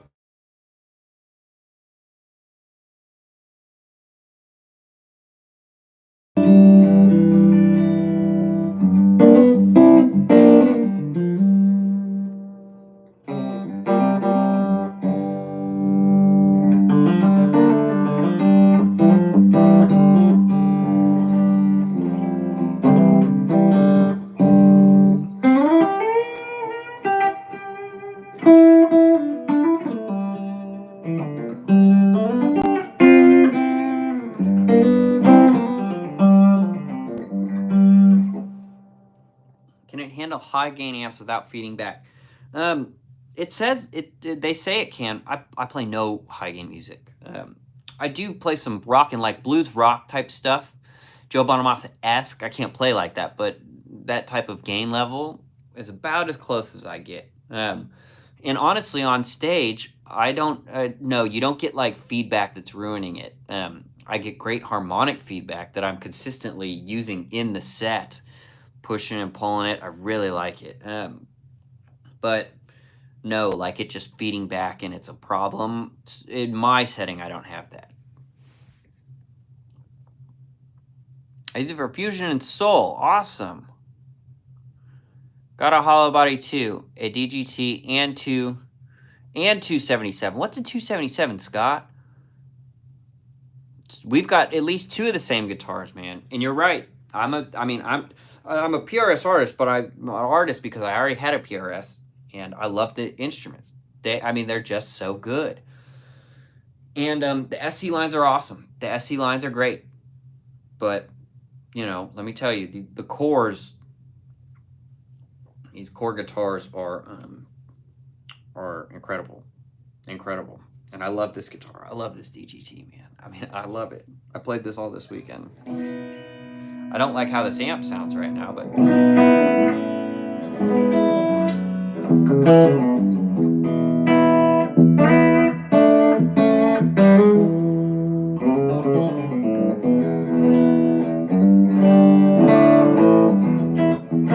What pedal do you use for pitch shifting? I got a pitchfork because I find we raise a lot of tunes up a half step.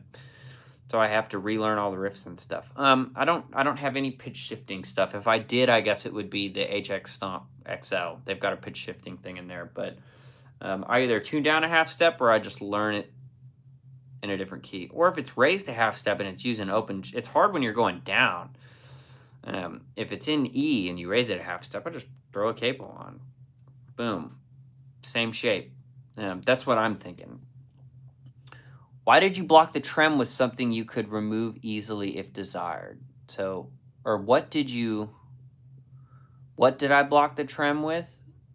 Well, so I believe these, you don't even have to block like some of them. You do have to like put something in there to block. This, you can just tighten down. Now, I didn't do it. My tech did it. But it's, you know, so I think on these, it's pretty easy. I'm pretty sure he just tightened the springs and got it where it's flush with the body. And I can't use the trem on here, and I don't use the trem ever, so. It helps for going to drop D quicker, and you don't have to retune everything. That's my big thing. I prefer that, so if I'm going...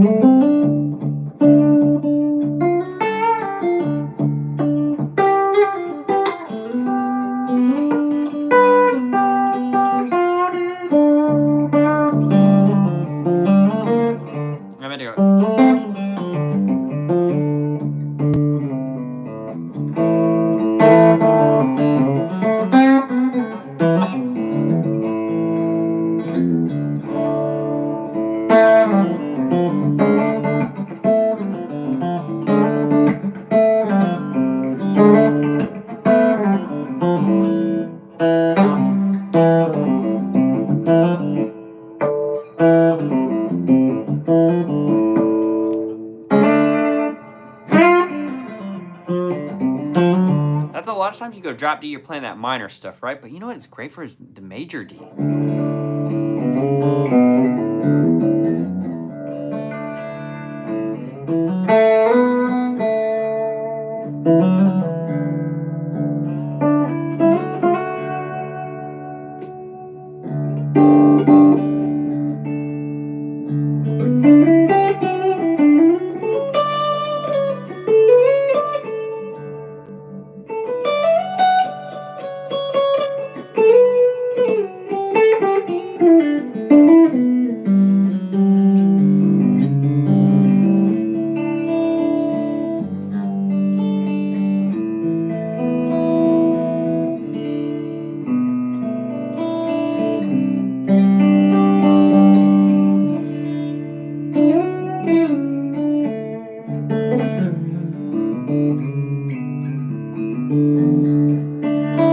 Anyways, okay.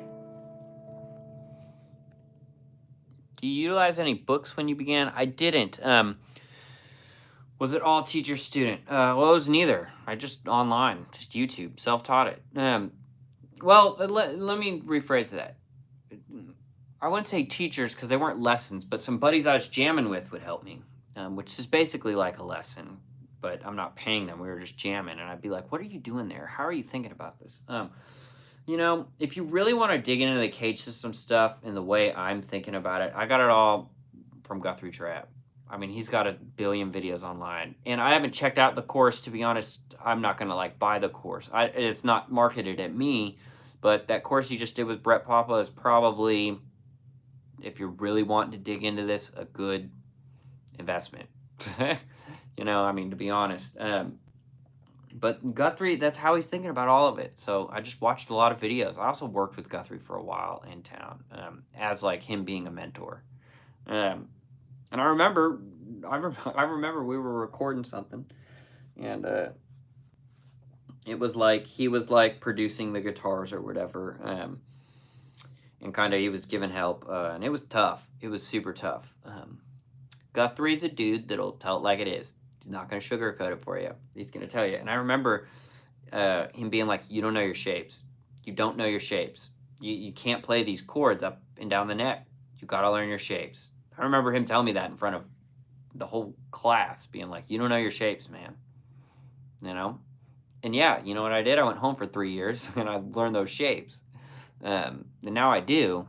And he was right. I didn't know the shapes. Didn't know the shapes. I could have taken that and been like, "Wow, well, I suck and I'm never," you know. No, I went home and I watched every video he had and I just kept plugging away, slowly learned those shapes. And now I know them. Now can I play like he can? No. I mean, that's why he's Guthrie, right? A different type of thinking about it, I think, is Tom Bukovac. He seems to think about it differently. And I haven't spent as much time like studying his stuff, but you know, both masters and both people in the YouTube space, right? Like, I bet a bunch of you guys watch both of their stuff just like I do. You know, Tom's what really inspired me to start doing the YouTube, because I'll tell you this, Tom will never see this. I met Tom once, he wouldn't remember, and I met him through Guthrie. But Tom was just throwing up his iPhone and starting and talking at it and stuff. And I, for a while for YouTube, was like, man, I got to get a better camera. I need some lights. I need this and that. And he kind of inspired me of being like, dude, he's just throwing it up. Now, here's the thing. And this is where I thought, okay, maybe this is where I can contribute. Is Tom's a legend and has played on, if you don't know who Tom Bukovac is, you've still heard his playing, right? He's played on like everything. I mean, he's Tom Bukovac. But he's so good that I thought I could come on here and do something similar and just track my journey and talk about what it's like, and I'm trying to get better, but I am nowhere near that good. I've got some little accolades, but nothing like Tom. But I thought that me showcasing my journey would honestly be a lot more relatable, you know? Because, I mean, it's pretty hard to relate to Tom Bukovac. He's so good, and he's on there teaching and stuff, you know? But so my angle was, okay, I can do content and stuff, but showed like a more normal guy of like, I moved to Nashville and I'm trying to do it, and I'm not nearly as good as Tom or Guthrie. But I still make a living. I'm still playing. I'm still, you know? So that was my angle at it. I was like, okay, I'm going to document some of my journey and stuff. And to be honest, I think mine's more relatable. You know, that's just because I'm not as good and don't have all these crazy accolades. But that's why people love watching Tom's stuff, because that's a real pro that's just, lived and breathed and will die in it, right? Like, and I want to do the same thing. He's got 20 plus years on me, 25 years on me, maybe.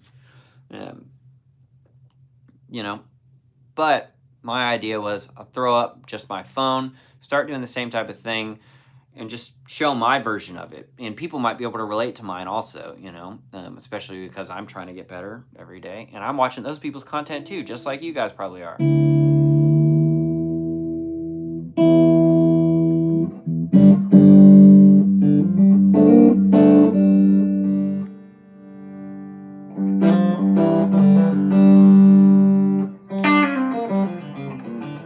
I hate how bright this amp gets, honestly, man. I really hate it.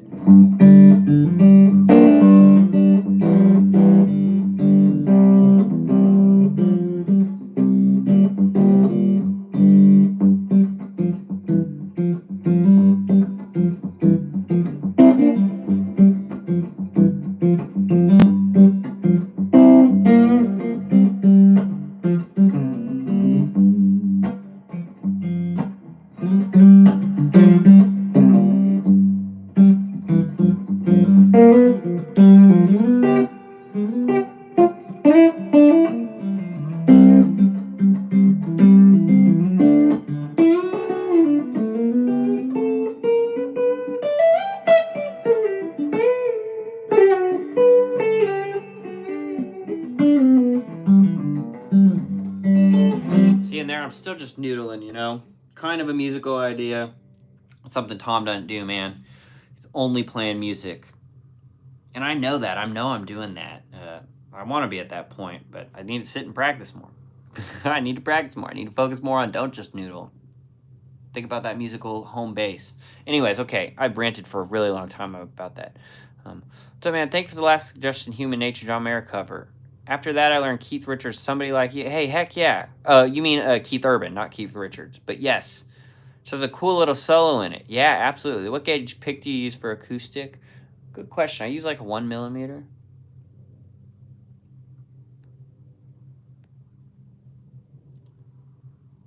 Ha. Thanks, guys. Good day. What's up from Argentina? Hey, my Sly Fly. I'm glad you like it. Great tone, though. What kind of amp? This is just a Blues Junior. Thank you. I'm noticing I'm rolling my tone knob back. I'm on both of these pickups. Like I'm trying to change it up so it feels.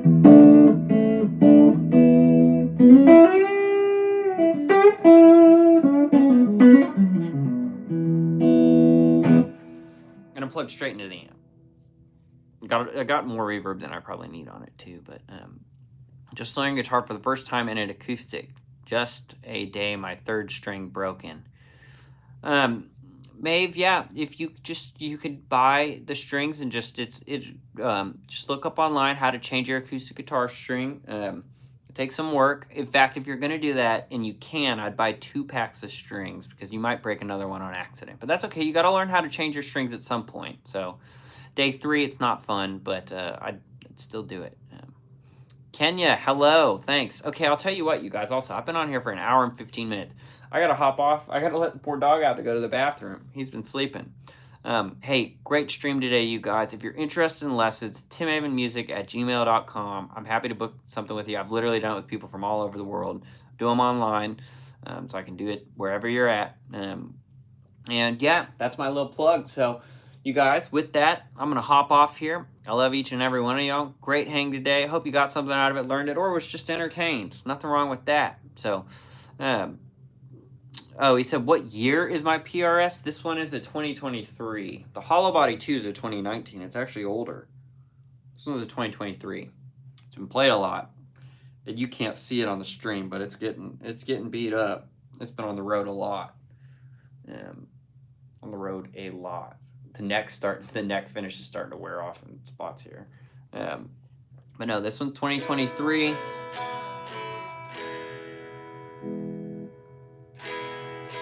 since 2023. I mean, that still sounds good acoustic, right?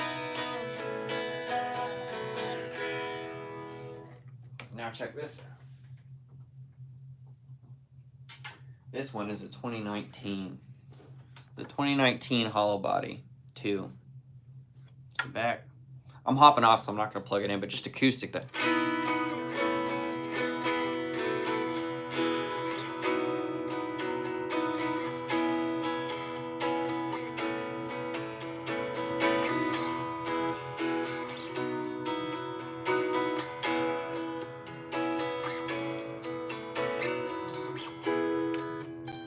If I do it right.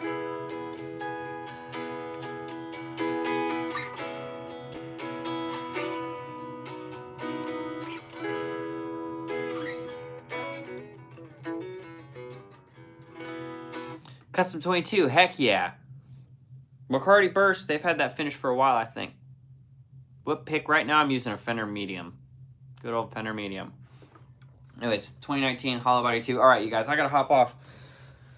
Gotta let the dog out. I gotta eat, and then I'm heading over to the PRS showroom to pick up some stuff. So, how much for that Black Beauty? What's used? I didn't pay. I didn't pay. It's not brand new, so I got it at a used price. I'm not gonna say how much I paid, just because I'm a PRS artist, and I didn't get it through a normal retailer. Otherwise, I would. But yeah, brand new. They're very expensive. I didn't buy a brand new one. It's used. And I'm a PRS artist. That helps. But I paid money for that guitar. It was not just given to me. Brand new, I think those guitars are $6,200, $6,500. It's not a 10 top. You got a 10 top, you're in the 7K range to 8K maybe, depending. They're very expensive. It's the most expensive thing I own. Besides my card. I didn't pay that for it. It's used. Like I said, I'm a PRS artist. But I'll leave it at that. I think that's about as much as I can say about it. Anyways, you guys, hope you enjoyed it. Great seeing everybody. Great hanging. I love you all. Until next time.